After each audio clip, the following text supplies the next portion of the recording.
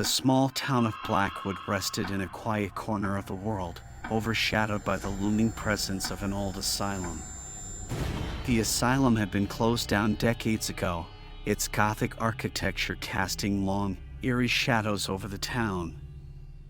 Locals whispered of hauntings, legends of tormented souls still imprisoned within its decaying walls.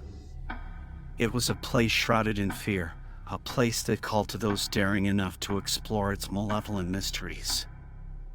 One cool autumn evening, a group of urban explorers gathered outside the asylum's gates. They came with a mix of excitement and trepidation, drawn by the chilling tales that had plagued Blackwood for generations. The group consisted of Jake, the intrepid leader, Sarah, the historian with a penchant for the paranormal, Alex, the skeptical tech expert, and Mia, the thrill-seeker who never backed down from a dare.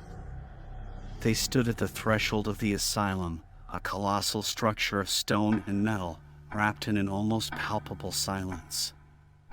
Moonlight bathed the scene in a cold, ghostly glow. As they entered the asylum, their footsteps echoed eerily in the dim corridor. Dust motes danced in the air, catching the faint light streaming through cracked windows. Sarah had her notepad ready, prepared to document their findings. She'd always been fascinated by the legends surrounding the asylum, and she hoped that uncovering its secrets might finally put the stories to rest. Jake led the way, his flashlight cutting through the inky darkness that clung to the building's interior. The asylum was a maze of narrow corridors and shadowed rooms. They came across cells with rusted iron bars and grimy windows, each one a haunting reminder of the past. Medical equipment lay abandoned, cloaked in the dust of the ages, a testament to the asylum's ominous history. As they delved deeper into the building, an unsettling chill filled the air. Nia shivered, brushing a hand over her arm. "It's so cold in here," she remarked, her voice quivering. Jake grinned, but the unease in his eyes betrayed his bravado. "That's the thrill of it, right? The asylum is supposed to be haunted, after all." Little did they know that their adventure would take them far beyond the realms of a conventional haunted house. The asylum's secrets ran deeper, darker, and more sinister than they could ever have imagined. They continued their exploration, room by room, their flashlights revealing the asylum's disturbing history. As Sarah examined a series of documents scattered on a long-forgotten desk, she uncovered unsettling information about the asylum's past. There were records of experimental procedures, mentions of patients mysteriously disappearing, and the asylum staff's frantic efforts to cover up the truth. "This is unbelievable," Sarah muttered, her voice trembling. The rumors were true. They were performing experiments here, inhumane ones. Jake stepped closer, peering over her shoulder at the documents. His enthusiasm for the adventure had waned, replaced by a growing sense of dread. "We need to be careful. Who knows what other secrets this place holds?" Alex, always the pragmatist, nodded. "I've got my EMF meter and voice recorder ready, but let's keep moving. The sooner we're out of here, the better." The group pressed on, their unease growing with each step. It wasn't just the historical horrors of the asylum that troubled them. It was the sensation of being watched, the faint echoes of footsteps in empty halls, and the unsettling feeling that the shadows were alive. Nia felt it first. She stopped abruptly, her flashlight trembling in her hand. "Did you guys hear that?" "Hear what?" Jake asked, his tone strained. Nia's gaze darted around the corridor, her eyes wide with fear. "Voices. I swear I heard voices." Alex's EMF meter began to beep erratically, its needle dancing as if in response to an unseen presence. The room seemed to grow colder, and a flicker of movement caught their attention. It was a shadow, but not like any shadow they'd ever seen. The shadow moved with intent, creeping along the corridor's walls like a living entity. It seemed to stretch and twist, contorting into grotesque shapes. Alex raised his voice recorder, capturing an eerie whisper that sent shivers down their spines. In the dim light, they saw a door creak open slowly, revealing a room bathed in a sickly, green glow. Without a word, they approached the door, their hearts pounding in their chests. Inside, the room was filled with old equipment, the source of the eerie light revealed to be a broken, flickering bulb. In the center of the room stood a chair, its restraints still intact, as if waiting for a patient that would never return. Sarah, her face pale, whispered, "This must have been one of the experimental rooms. Look at the chair. They tortured people here." Suddenly, the door slammed shut with a deafening bang, sealing them inside the room. Panic swept over them, and they pounded on the door, screaming for help. But help wouldn't come, for they were no longer alone in the asylum. As they struggled to break free from the locked room, the oppressive atmosphere seemed to intensify. It was as though the asylum itself had come to life, its dark history seeping into every crack and corner. Outside the door, a shadowy figure loomed. It was like a living silhouette, its form wavering and shifting in the dim light. Sarah, wide-eyed and trembling, gasped, "What is that?" The shadowy figure, which seemed to mock the shape of a human, took a step closer. It had no features, no face, just a void of darkness. Jake, his fear replaced by a surge of anger, shouted, "Who are you? What do you want from us?" The figure's presence seemed to grow stronger, and it emitted a guttural, almost inhuman, growl. Then, in an eerie, whispering voice that echoed in their minds, it spoke, "We are the living shadows, the remnants of those who suffered in this place. We are here for retribution." Mia, her voice a quiver, asked, "What do you mean, retribution?" The figure moved closer, its presence pressing upon them like an impending storm. "This asylum is a cursed ground, soaked in the suffering and despair of countless souls. We are the manifestations of their torment, and we have been waiting for you." Their hearts raced as they realized the magnitude of what they were facing. These shadows, these entities born of pain and malice, were here to exact revenge, and they were drawing power from the asylum's grim history. In the midst of this horrifying realization, Alex fumbled with his equipment, hoping to record their findings. But the shadows weren't having it. They swirled and twisted around the room, knocking his devices from his hands. His voice recorder shattered, and his flashlight flickered and died. They were plunged into darkness, their hearts pounding as they stood in the pitch-black room, the malevolent presence of the shadows surrounding them. "We have to get out of here," Jake said, his voice quivering with fear. He felt the walls, searching for a way out, but all he touched was cold, damp concrete. "I can't see a thing," Mia exclaimed, her voice shaky. "Where are the flashlights?" They scrambled in the dark, trying to find their flashlights. Alex managed to locate his and turned it on. The faint beam of light revealed that the shadows had retreated to the corners of the room, as if avoiding the illumination. "Stay in the light," Alex warned. "The shadows don't like it." As long as they kept the beams of their flashlights trained on the shadows, they seemed to maintain some control over the room. The darkness remained at bay, but the malicious entities continued to whisper in their minds, their voices a haunting chorus of suffering. "We need to find a way out of here," Sarah said, her hands trembling as she clutched her flashlight. "There must be another exit." With their flashlights serving as their lifelines, they cautiously moved toward the room's far wall, searching for a hidden passage or another door. The shadows seemed to recoil as they approached, their wispy forms shrinking back. Just as hope began to flicker within them, the shadows struck again, plunging the room into total darkness.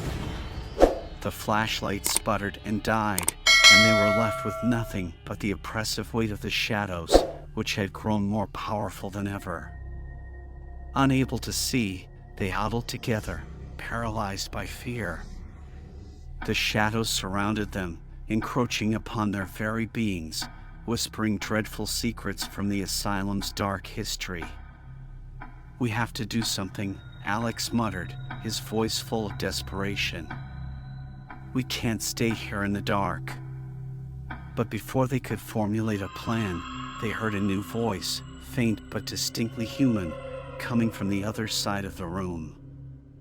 It was a plea for help, a voice filled with terror and despair. "Please, help me. I'm trapped here." The group strained their eyes, trying to make out the source of the voice in the pitch-black room. And then, a dim glow appeared in the corner. It was a small, ancient lantern, casting a feeble light. The lantern illuminated a man, his face etched with fear, standing near the room's far wall. His clothes were ragged, and his eyes held the haunted look of someone who had been trapped for a long time. "Who are you?" Sarah asked, her voice trembling. "I'm Thomas," the man replied, his voice shaking. "I was a patient here. I was one of their experiments. I've been trapped in this room for years." Relief washed over the group. They had found a fellow human, someone who had endured the horrors of the asylum and survived. Perhaps Thomas held the key to their escape. But the shadows, sensing a threat, began to gather around Thomas. The frail light of the lantern struggled to hold them back. "We have to get out of here," Jake declared. "Thomas, can you help us find a way out of this place?" Thomas nodded, his eyes darting to the shadows that closed in around him. "There's a passage at the back of the room. It leads to the basement, but it's the only way out. Hurry!" With Thomas guiding them, they moved toward the passage at the back of the room, their hearts pounding as the shadows continued their relentless pursuit. As they entered the passage, they could hear the shadows' voices growing more frenzied. The malevolent entities seemed to be aware that their captives were slipping away. The group descended into the dark, foreboding basement, each step taking them deeper into the asylum's macabre history. They could feel the shadows trailing them, a constant, menacing presence. "Thomas, how did you survive down here for so long?" Mia asked, her voice full of concern. "I learned to avoid the shadows," Thomas explained. "I've been hiding, staying in the light whenever I can. But I couldn't find a way out on my own." As they continued through the basement's labyrinthine passages, they encountered more evidence of the asylum's grim history: rusty surgical tools, abandoned restraints, and marks on the walls left by desperate souls. Finally, they arrived at a heavy, metal door. Thomas pointed to it. "This door leads to the outside, but it's sealed shut. We need to find a way to open it." They searched the basement, looking for any mechanism that would release the door. The shadows, sensing their proximity to escape, became increasingly aggressive, swirling and darting around them. As they scoured the basement, Alex noticed an old control panel. "This might be it," he said, shining his flashlight on the panel. "We need to figure out how to unlock the door." The panel was covered in dust and rust, but with some effort, they managed to activate it. The door creaked open, revealing a faint glimmer of moonlight and the scent of fresh air. Without hesitation, they rushed outside, leaving the basement and the malevolent shadows behind. But as they stepped into the night, they realized they were far from safe. Blackwood, once a quiet town, had transformed into a haunting landscape of despair, where the shadows had gained control over their hosts and the malevolent entities began their sinister agenda. The group had escaped the asylum, but their victory was short-lived. The shadows that had pursued them began to infiltrate the town of Blackwood, possessing the unsuspecting residents one by one. The possessed townspeople became instruments of malevolence, working to fulfill the sinister agenda of the shadows. They would whisper dreadful secrets in the ears of their victims, manipulating them to commit unspeakable acts of cruelty. The town was consumed by fear, and its once peaceful streets became a nightmarish battleground. Jake, Sarah, Alex, Mia, and Thomas knew they had to stop the shadows before the darkness swallowed the entire town. They took refuge in an old, abandoned church, a place they hoped would offer protection against the shadows' influence. In the dim candlelight of the church, they devised a plan. They had learned from Thomas that the shadows were vulnerable to light, and the more powerful the light, the more they were weakened. They scavenged every flashlight, lantern, and candle they could find in the town, preparing for a final stand. As they fortified the church, they encountered other survivors, those who had managed to resist the shadows' influence. Together, they formed a small army of resistance, determined to protect what remained of their town. The night of the final battle arrived, a moonless night draped in darkness. The shadows, now a formidable force, gathered outside the church, ready to reclaim their lost captives. The battle that followed was an epic struggle between light and darkness. The survivors brandished their light sources, casting beams that drove the shadows back. The shadows fought fiercely, but they could not withstand the combined strength of their adversaries. In the midst of the battle, Sarah made a discovery. She found a journal hidden away in the church, written by a priest who had fought the shadows many years ago. The journal contained a ritual, a way to seal the shadows in a realm of eternal light. With this newfound knowledge, they performed the ritual, channeling their collective energy into a blinding burst of light. The shadows wailed in anguish as they were banished, their malicious presence vanquished from the town. The possessed townspeople, free from the shadows' control, were disoriented but unharmed. Blackwood was saved, and the long, harrowing night came to an end. The survivors emerged from the church, their faces worn but determined to rebuild their lives and their town. Jake, Sarah, Alex, Mia, and Thomas shared a moment of relief and victory. They had faced unimaginable horrors and prevailed. Yet, they knew the shadows had not been destroyed, only banished temporarily. The malevolent entities would always seek to return to consume the light. As they gazed at the dawn breaking over the town, they made a silent promise to remain vigilant, to be ready for the day the shadows returned. For the battle between light and darkness was an eternal one, and they were now the guardians of the light. I'm an icon, man. My girl about a 10. I should fuck her in the Benz.